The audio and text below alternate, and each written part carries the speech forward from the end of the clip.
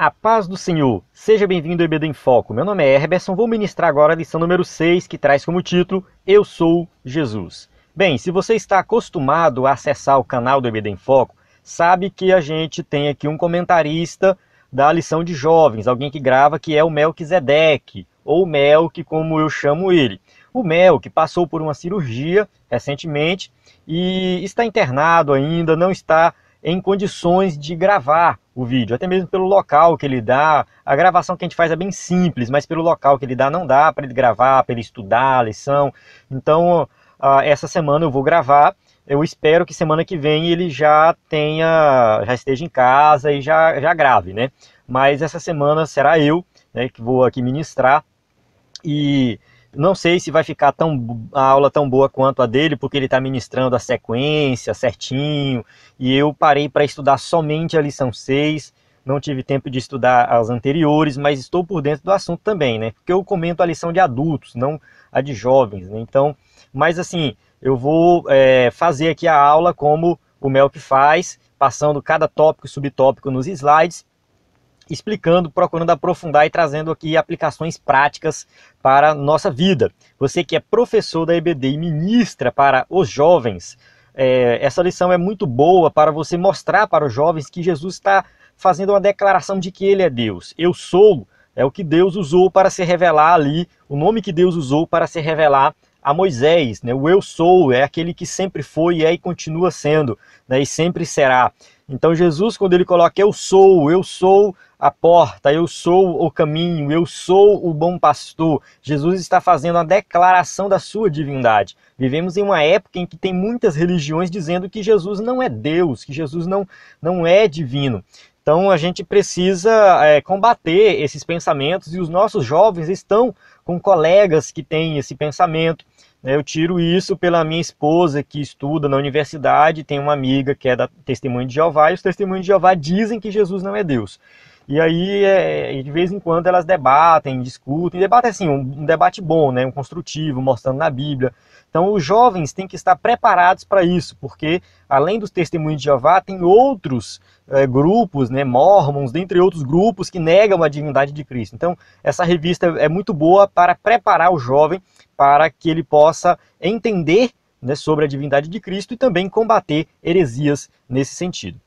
Vamos lá, o nosso conteúdo gratuito está disponível no site, a gente tem aula em vídeo, áudio, um subsídio em PDF produzido exclusivamente para o EBD em Foco, pela equipe do EBD em Foco, e temos um conteúdo extra aí que você também pode acessar, leitura bíblica, o comentário da leitura bíblica em classe. Então temos um conteúdo completo e temos também slides em PowerPoint. Então nós temos o conteúdo gratuito, que são os subsídios, e temos o slide em PowerPoint, que é adquirido mediante uma assinatura mensal. Mas você entrar no site, você já baixa o conteúdo gratuito aí. Vamos lá, texto do dia. Disse-lhe Jesus, em verdade vos digo que antes que Abraão existisse, eu sou. João 8:58. Então aqui Jesus faz uma declaração da sua divindade e mostrando que ele é eterno, que ele sempre existiu. Então quando Jesus faz essa declaração aqui, ele deixa os fariseus, os judeus da época muito irados, porque aqui Jesus fez uma declaração da divindade. Eu sou, ninguém podia falar isso. Eu sou. Não, é só Deus. Então aqui ele fez uma declaração da sua divindade. Então esse texto de João 8 aqui você deve ler aí o capítulo inteiro. A síntese diz o seguinte: a convicção de Jesus quanto ao seu chamado, ministério e vocação fica bastante explícita nas declarações contundentes e impactantes que ele fez e os seus escritores sagrados registraram ao longo dos 4 evangelhos. Então a gente vê aqui que o que foi registrado nos 4 evangelhos foi o que Jesus de fato falou. Algumas pessoas vão dizer que Jesus simplesmente é um grande mestre da moral, Jesus foi simplesmente uma pessoa inteligente, um cara muito bom, mas com as declarações que Jesus faz, eu fico com o que o C.S. Lewis diz, que ele fala o seguinte, que ou Jesus é de fato Deus, ou Jesus foi um lunático, porque fazer as declarações que ele fez e sair como uma pessoa normal não dá. Entende? Ele não era uma pessoa normal, ou ele era um lunático, ou ele é Deus, um dos dois, não tem meio termo, não tem esse negócio de dizer que Jesus só foi um homem inteligente, um grande mestre da moral. Então as declarações que Jesus faz, eu sou a porta, eu sou o caminho, a verdade e a vida, eu sou o bom pastor, eu sou a vida, não faz sentido, né? Quem vem a mim tem a vida eterna, então só alguém que é divino pode fazer essa declaração. Então é bem interessante esse tema. João, a leitura, o texto bíblico aí, João 8, de 49 a 58, a gente vai avançar para ganhar tempo no vídeo, mas é um texto que você deve estudar, porque a gente vai comentar ele na lição.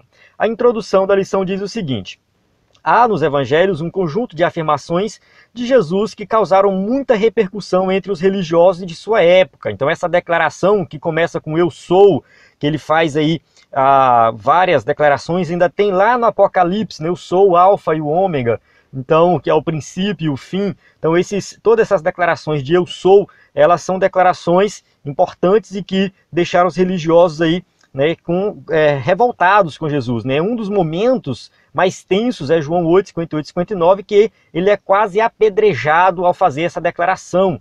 E o que justificaria reações tão violentas da parte dos judeus? Por que eles ficaram tão revoltados? O que essa declaração de Jesus ela significava? Então a gente tem que estudar para entender melhor essa passagem.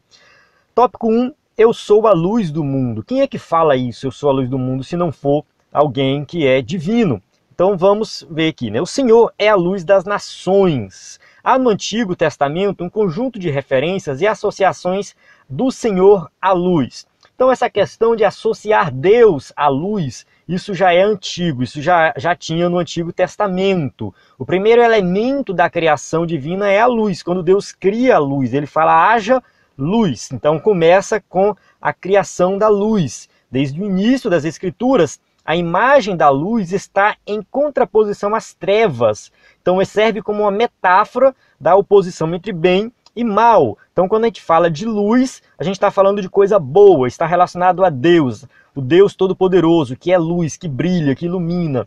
E as trevas está relacionado a Satanás, ao pecado, às coisas ruins. Então isso é evidente nas Escrituras, o bem e o mal, a luz e as trevas. Ou você está na luz, ou você está nas trevas.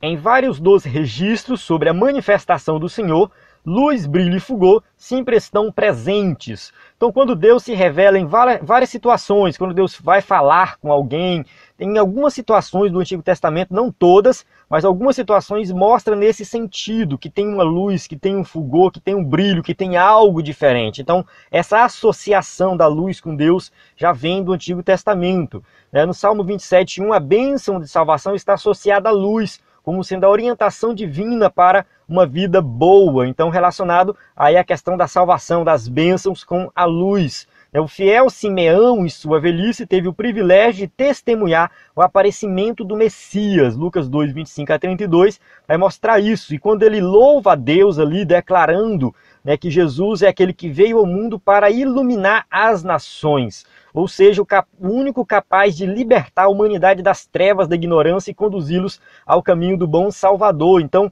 a gente vê que, no caso, Jesus ele veio para iluminar, para trazer luz às nações. Então, Jesus ele trouxe o caminho de salvação, ele veio mostrar, ele veio brilhar nesse mundo de escuridão. Então, fica claro aí que a luz na Bíblia, muitas vezes, é associado à questão do divino, né? E é contrário às trevas, que é relacionado ao pecado, ao diabo, enfim. Continuando.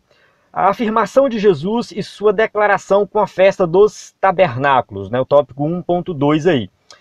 Em meio a um contexto celebrativo da festa dos tabernáculos ou das tendas, Jesus apresenta-se como luz do mundo. Então, quando Jesus faz essa declaração, eu sou a luz do mundo, lá em João capítulo 8, Jesus está nessa festa dos tabernáculos. Jesus ele participou de todas as festas. Tudo que tinha ali no Antigo Testamento de ritual religioso, que era oficial, declarado no Antigo Testamento, não rituais criados pelos judeus, pelos fariseus, né, que eles criaram muitos rituais sem sentido, mas tirando esses que eles criaram, os rituais que tinham no Antigo Testamento, as festas, tudo Jesus participou. Ele cumpriu toda a lei, ele seguiu à risca toda a lei. E em uma dessas festas era a festa dos tabernáculos. Lá estava Jesus participando dessa festa, a festa das tendas, celebrada durante 7 dias mais um, era popularmente conhecida como a celebração da alegria, isto é, por um conjunto de fatores específicos. Ela acontecia 4 dias após o dia do perdão, Yom Kippur. Então, se você já estudou aí o livro de Levítico, você vai ver que tinha o dia da expiação nacional, que era onde o sumo sacerdote entrava no Santo dos Santos para oferecer-lhe sacrifício, fazer a expiação dos pecados da nação. Era a única vez que o sumo sacerdote fazia isso, era uma vez por ano, o dia de Yom Kippur. Então esse era o dia do perdão. E 4 dias após esse dia desse sacrifício nacional, né, que entrava ali no caso no Santo dos Santos, 4 dias após tinha a festa das tendas ou dos tabernáculos. Essa festa, ela tinha aí uma duração, e aí Jesus participou dessa festa. Era uma celebração de alegria no meio do povo judeu, né? O povo estava livre para festejar com alegria, porque foi perdoado todos os seus pecados, já foi pago o preço. Então aquela festa simbolizava, era o sacrifício nacional pela nação, e apontava para o sacrifício de Cristo. Isso aí é fato. Por isso que ela não acontece mais, porque ela aponta para Cristo, então já realizou o sacrifício de Cristo, né? Essas festas, tudo que acontecia no Antigo Testamento apontava para Cristo, né? Então se cumpriu nele.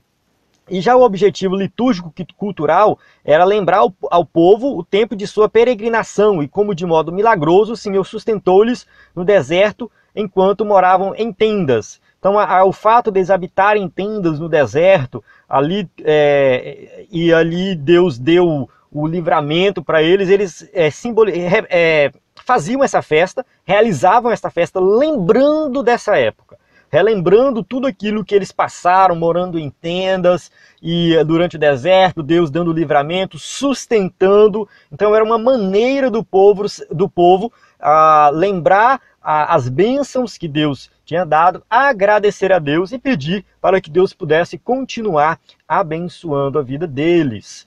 Há, no entanto, um aspecto desta celebração que está diretamente associado à declaração de Jesus sobre ser a luz.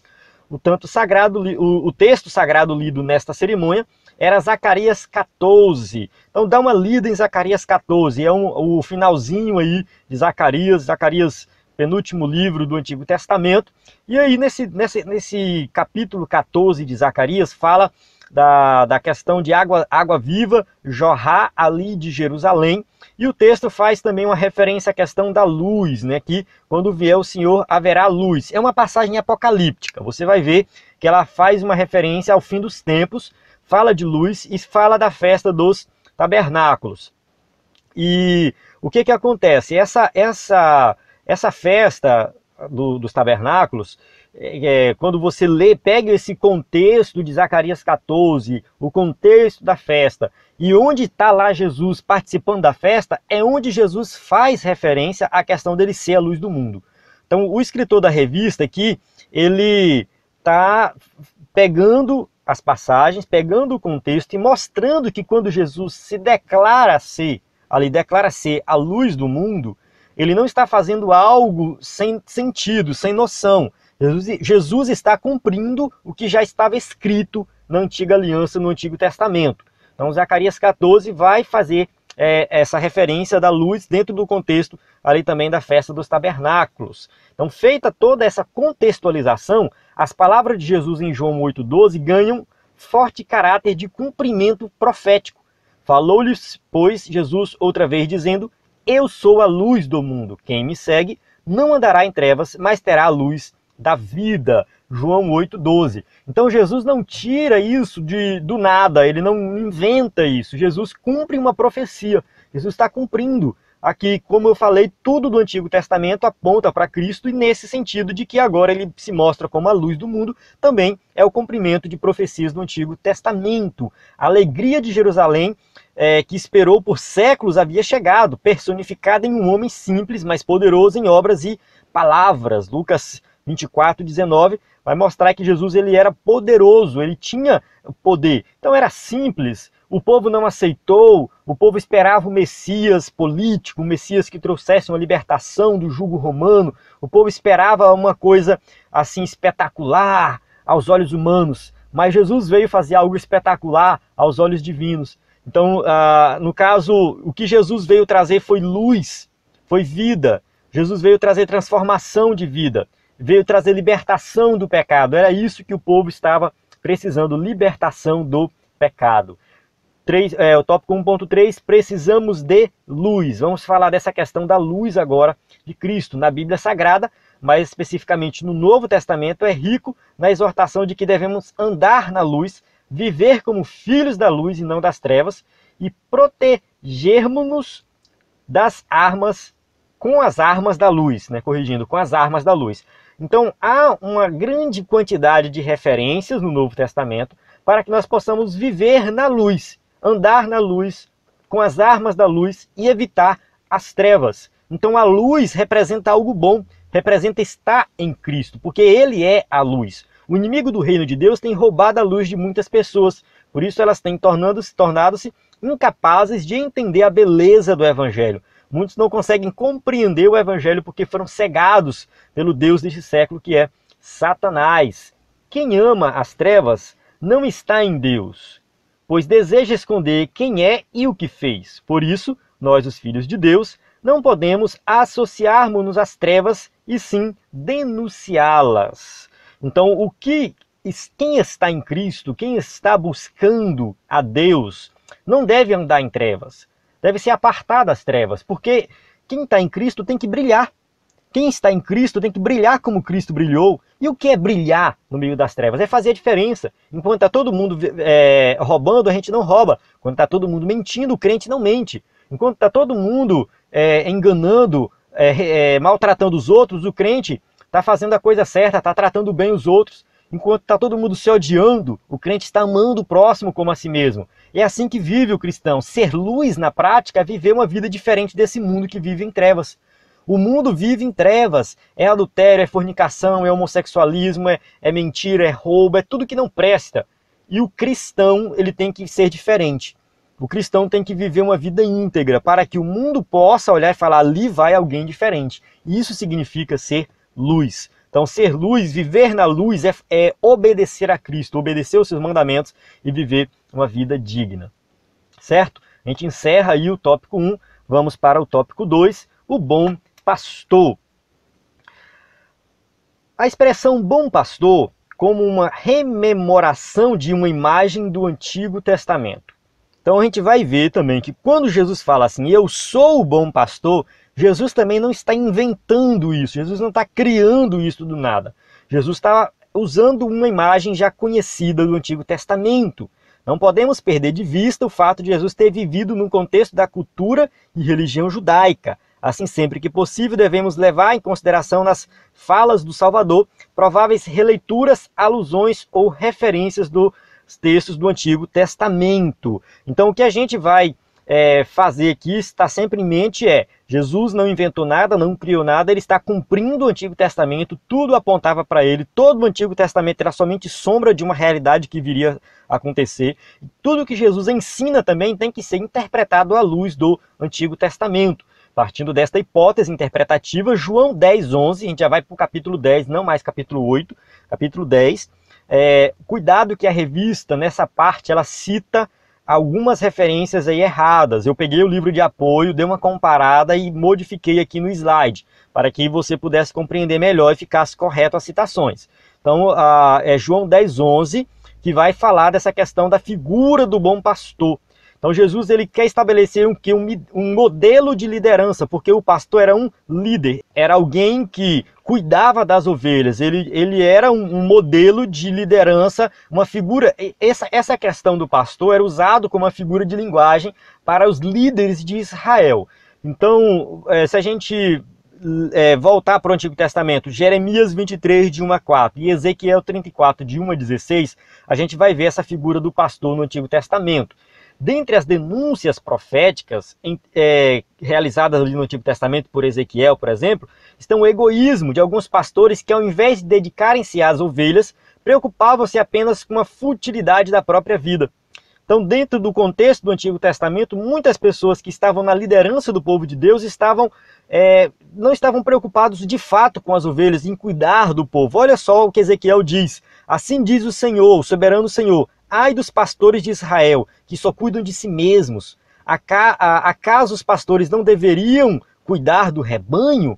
Então Ezequiel 34:2, se você continuar lendo, aí você vai ver as instruções, Deus falando para esses pastores que não cuidavam das ovelhas, mas queriam cuidar de si mesmo, olhava somente para o seu bem-estar. Na imagem de Ezequiel, assim como em João, Deus levantaria um pastor para cuidar e buscar todas as ovelhas de Israel que estavam em sofrimento.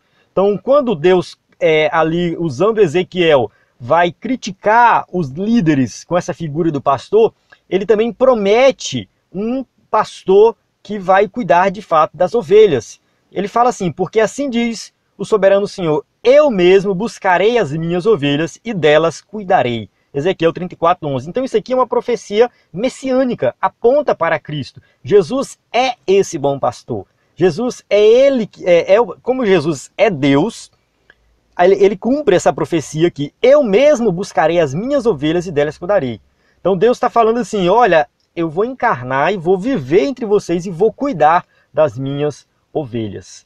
O caráter sacrificial do bom pastor. A postura mais destacável da liderança de Jesus é a sua capacidade de sacrificar pelos seus amigos. Jesus ele vai falar isso, que ele vai fazer um sacrifício por aqueles que ele ama, pelos seus amigos. Essa atitude do mestre inverte completamente a lógica de manipulação e exploração de pessoas que desde a queda adâmica instaurou-se na humanidade.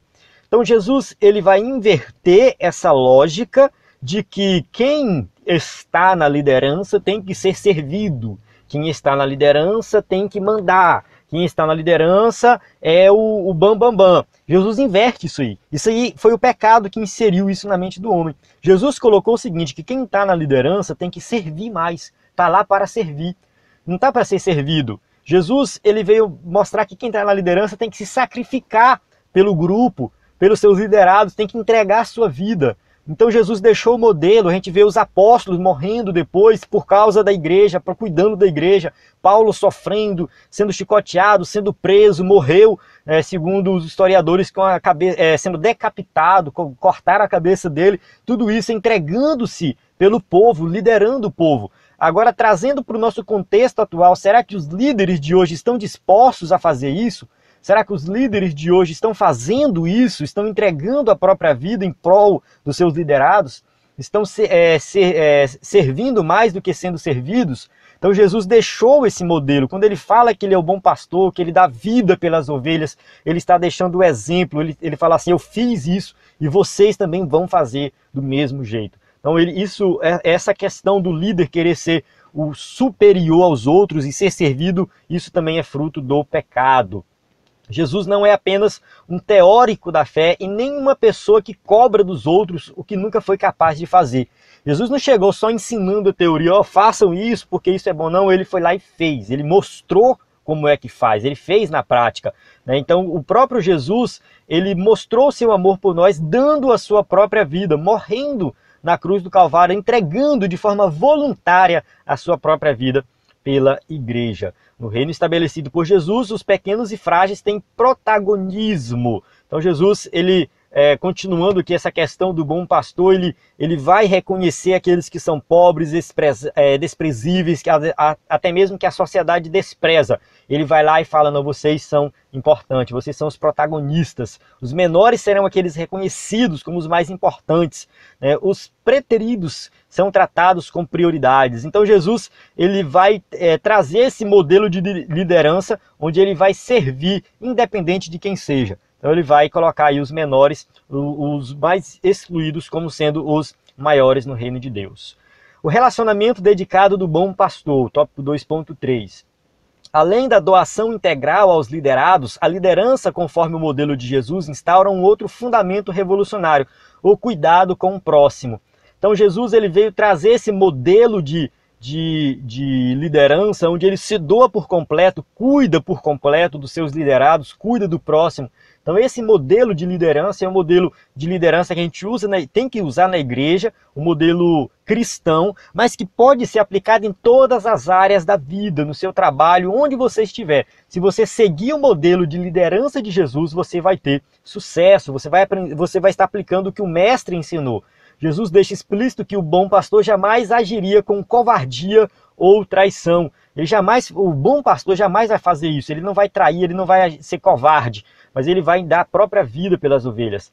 A relação de Jesus com suas ovelhas não obedece a um estilo hierarquizado, no qual ele faria a questão de afastar-se de seus liderados e demonstrar sua superioridade com relação aos outros. Então Jesus, quando ele fala que é o bom pastor, né, ele está dizendo que ele cuida das ovelhas, que ele é o líder e institui esse novo modelo de liderança.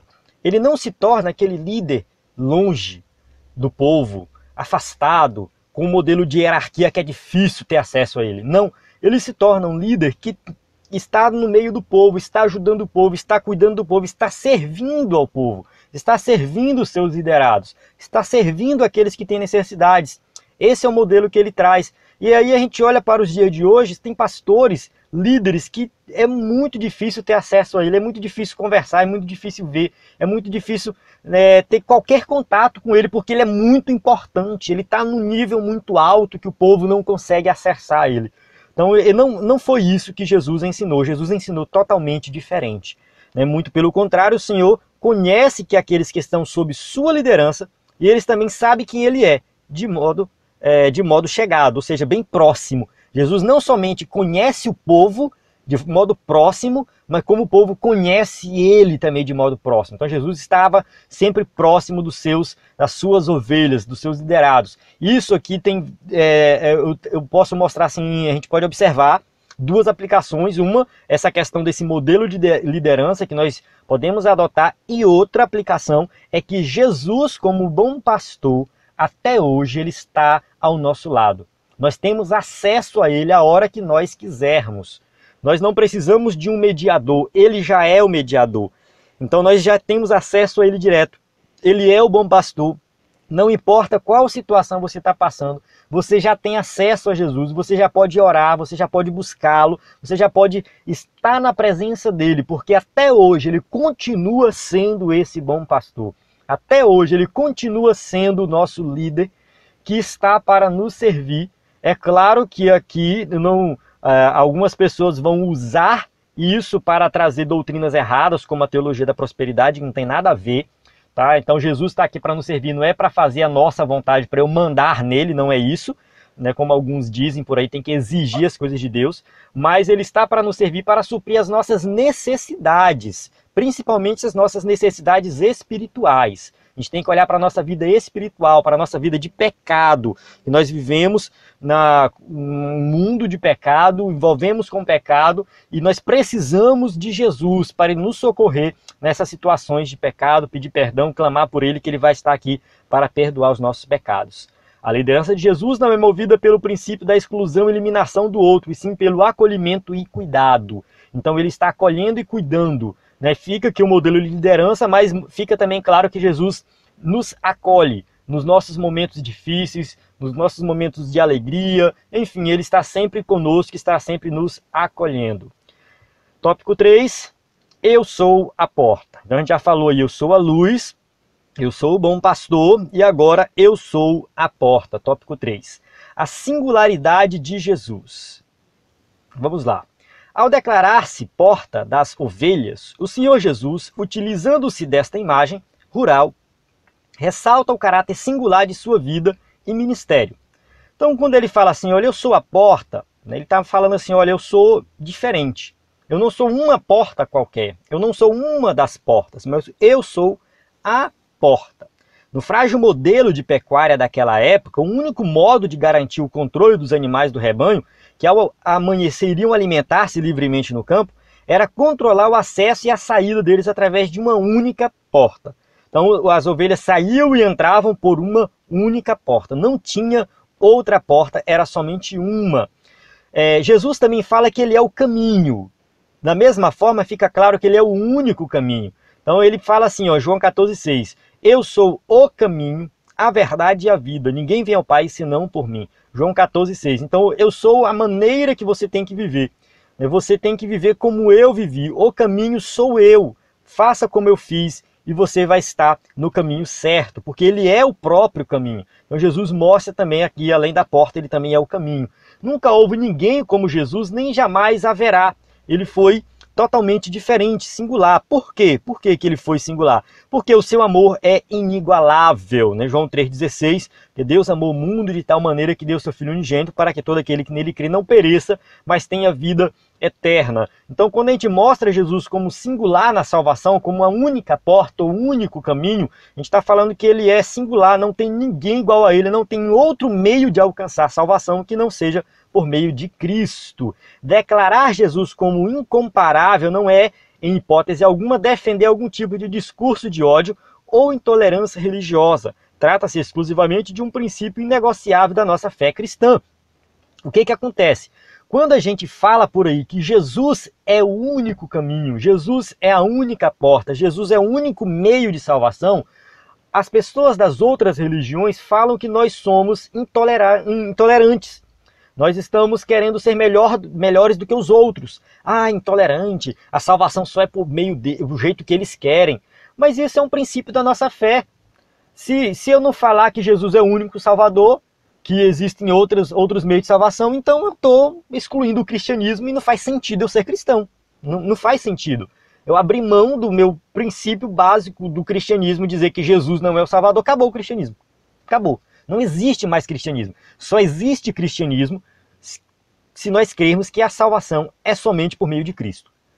Somente por meio da fé em Cristo Jesus. Aí sim existe cristianismo. Então isso não é ser intolerante, é um princípio da nossa fé e que também merece respeito. Tá? Se eles estão dizendo que nós somos intolerantes, na verdade eles que estão sendo intolerantes porque não respeitam a nossa fé.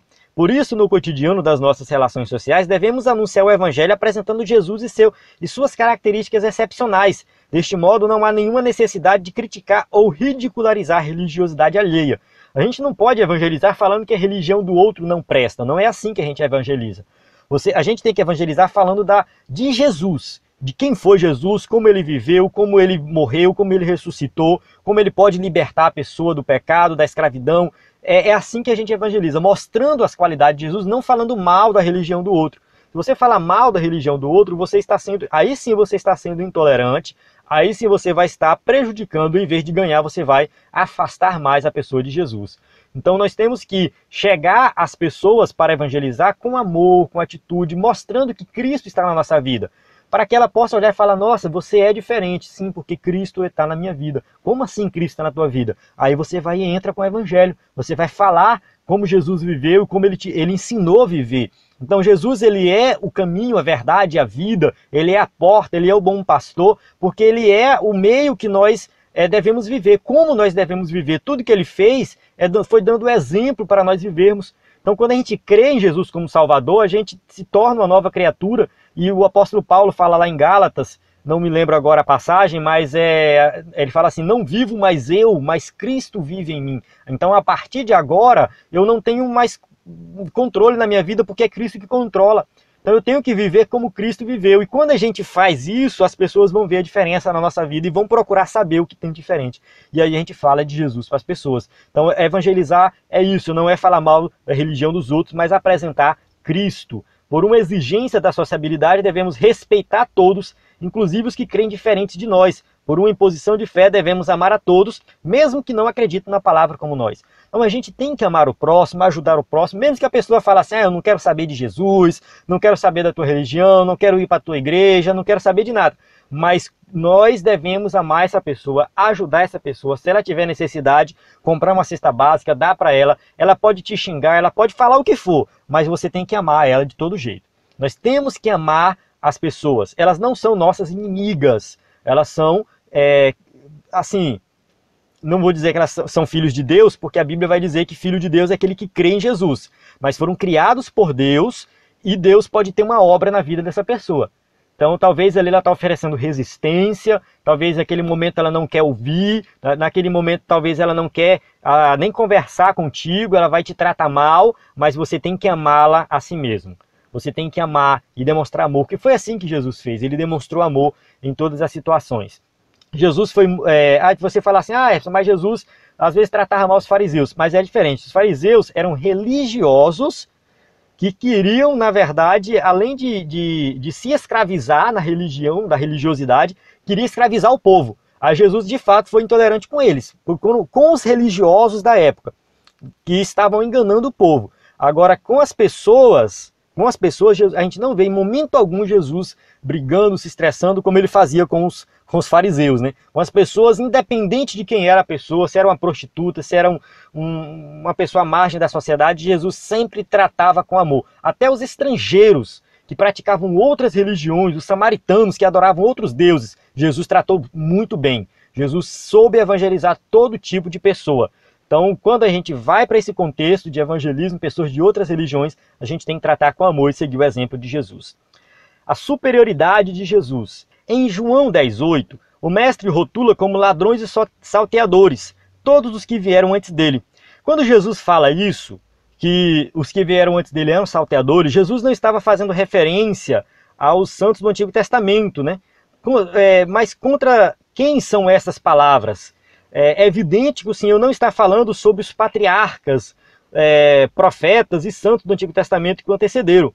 Esta é uma das declarações mais contundentes de Jesus sobre os pseudo-líderes de sua época. Então, como eu já falei ali anteriormente, adiantando um pouco, né? Jesus, quando ele critica, quando ele fala mal, quando ele tem uma postura um pouco mais rígida, não é contra, em primeiro lugar, não foi contra os líderes do Antigo Testamento, no caso os profetas, os santos do Antigo Testamento, que foram fiéis a Deus, mas contra esses pseudo-líderes, esses falsos líderes da época, aqueles que estavam ali disfarçados, né, só com aquela roupagem religiosa, mas não entendiam nada de Deus. Foi contra eles que Jesus falou. Então, neste aspecto, Jesus está defendendo que qualquer tipo de liderança religiosa que não aponta para a cruz e sacrifício vicário é inútil e falsa. Ou seja, se tem uma liderança que se diz eclesiástica, que se diz que é povo de Deus, que está conduzindo o povo a Deus e tal, mas não tem uma mensagem que aponta para Cristo, que fala do seu sacrifício, que fala da fé em Cristo, esse tipo de liderança é inútil, não serve de nada, é uma liderança falsa. Por quê? Porque não está falando da verdadeira salvação. Às vezes a gente critica uma ou outra religião por aí que se diz cristã, tem gente que fica com raiva, mas vamos ouvir a mensagem dele e ver se ele fala de salvação. Não fala. Fala de prosperidade, fala de milagre, fala disso, daquilo, mas não fala de Jesus. Então, é uma liderança falsa, são pseudo-líderes. E a nossa postura diante desses pseudo-líderes deve ser de repugnação também, né? Deve ser de afastar mesmo eu até defendo, às vezes, uma crítica verbal. Às vezes eu falo, o líder fulano de tal, da igreja tal, falou tal heresia, aquilo ali está totalmente errado. Tem gente que fala, tu não pode citar nome. Eu falei, olha, eu tenho que citar. Eu tenho que citar porque senão a gente não vai combater os hereges. Então é diferente, porque aí é alguém que está sendo um falso profeta. Então a gente tem que combater, porque Jesus fez isso. Qualquer espiritualidade que aponte apenas para o lucro, para o poder, glória humana, pode ter muito espaço entre os homens, mas na verdade não passará de entretenimento para bodes, ou seja, manipulação de emoções para pessoas que vivem apenas de aparência, sem uma transformação espiritual verdadeira. Então, qualquer tipo de evangelho que não foca em Cristo, mas só foca nas bênçãos materiais, isso aí pode até lotar o templo, satisfaz os homens, mas não está fazendo a vontade de Deus, não é uma espiritualidade verdadeira. O poder de Jesus. Apenas em Jesus encontramos redenção para as nossas almas. Somente em Cristo nós somos salvos. As palavras aqui em João ressoam aquilo que Mateus afirmou, né, lá no capítulo 11, versículo 28. Vinde a mim, todos que estáis cansados e oprimidos, e eu vos aliviarei. Então Jesus veio trazer salvação àqueles que estão cansados, oprimidos, sobrecarregados e não têm o que fazer para se salvar. O homem não tem o que fazer para se salvar. Somente Jesus salva. A salvação de Deus, que Deus tem para nós, não é um processo dolorido, como se algum tipo de sofrimento nosso fosse o caminho para a libertação de nossos pecados. Autoflagelo, pagar promessa, andar de joelho, carregar a cruz, subir escada de joelho, nada disso vai resolver o problema do pecado. Nada disso vai salvar. As pessoas estão escravizadas por esse tipo de coisa. Mas a gente sabe que o sacrifício já foi realizado. Jesus, ele morreu na cruz do Calvário e já pagou o preço. Ele levou sobre si as nossas dores. Então a gente não precisa fazer sacrifício para ser salvo. Basta nós termos fé em Jesus e nós alcançamos a salvação. Ao declarar-se à porta, Jesus revela-se como aquele que possui o poder de quebrar as maldições e fazer em nós novas todas as coisas. Segunda carta aos Coríntios 5:17, né? Então, a gente vê que quem está em Cristo é uma nova criatura. Nova criatura, isso porque Cristo é a porta, o único caminho. O escritor aos Hebreus, usando uma analogia próxima a esta da porta, próxima, né? Não é igual, apresenta-se Jesus em sua obra como o novo e vivo caminho. Fala assim, pelo novo e vivo caminho que ele nos consagrou pelo véu, isto é, pela sua carne. Hebreus 10, 20. Então vai mostrar que Jesus ele mostrou o novo e vivo caminho, né, porque ele é o único caminho, a única porta, o único meio de salvação. A experiência de conversão é como o próprio Jesus afirmou em seu Sermão da Montanha, semelhante decisão de percorrer um extenuante longo caminho, cujo final é um lugar de descanso e paz. Seguir a Jesus não é nada fácil, mas sabemos que ele vai à frente, por isso nós chegaremos lá. Então, quando a gente está no caminho, seguindo a Cristo, obedecendo a Ele, o mundo às vezes vai nos acusar, vai nos apedrejar, vai nos perseguir. Vamos passar muitos perrengues, mas com Cristo Ele vai nos sustentando, nos dando força, que nós vamos chegar lá. Muita gente acha que seguir a Jesus é só oba-oba. Não, tem dificuldade, tem muito sofrimento, mas a diferença é que com Cristo ele vai nos sustentar, ele vai nos guiar e vai nos ensinar a vencer todas as coisas que aparecem no meio do caminho. Conclusão, chegamos aqui na nossa conclusão. Conhecer o Senhor Jesus é fundamental para todo aquele que deseja ser um verdadeiro discípulo do Salvador.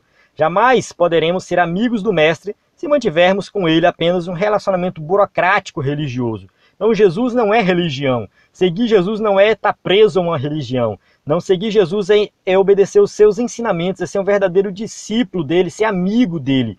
Entender cada um dos discursos e declarações do nosso Redentor deve ser um ideal de vida para cada um de nós. Por isso, para tanto, dediquemo-nos cada vez mais a um estudo sistemático das Escrituras, vendo as palavras de Jesus de Nazaré como uma escritura viva. Então é assim que tem que ser. Nós temos que ler a palavra, entender a palavra e viver a palavra. Entender que aquela palavra traz libertação e não escravidão. Algumas pessoas leem a Bíblia e se escravizam mais ainda. Mas Jesus veio trazer libertação. Entender a mensagem de Cristo é ter uma vida livre para amar o próximo, fazer boas obras, né, ser livre para trabalhar, para viver uma vida digna. Enfim, né, servir a Cristo é algo muito bom, é maravilhoso. Tá?